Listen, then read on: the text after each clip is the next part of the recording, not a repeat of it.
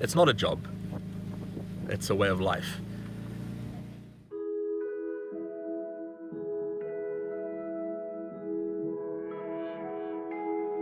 I like to imagine you are the first person to ever see this in the history of people, and that's like a mind-boggling effect.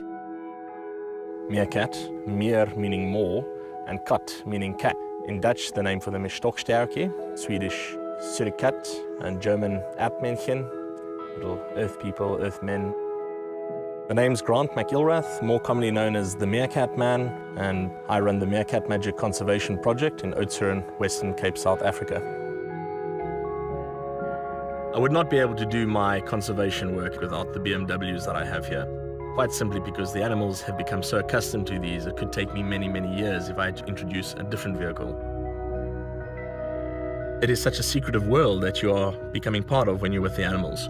And by sharing it, it just was something I found it brought smiles to people. Some people have actually cried when watching animals up close. Finding them is extremely exhilarating because it's like a huge treasure hunt. And I call it magic, basically, meerkat magic. When you see them and these animals seem to just materialize out of the ground with the dust coming out of the burrow as they're digging their way out, it's as if it's magic.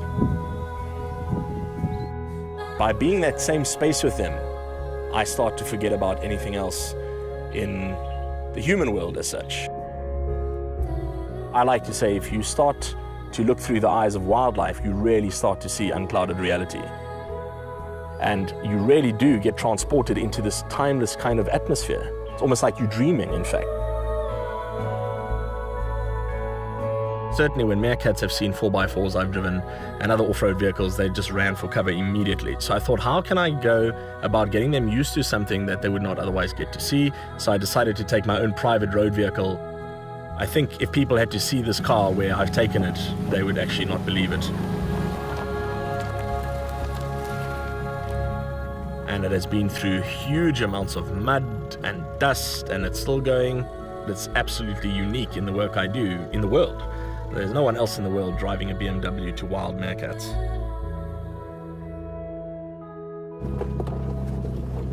Just being accepted for who you are. It doesn't matter what you're wearing, what you believe in, what your financial status is or anything. There's no politics at all. You just go out there, once they accept you, it's an amazing, peaceful experience.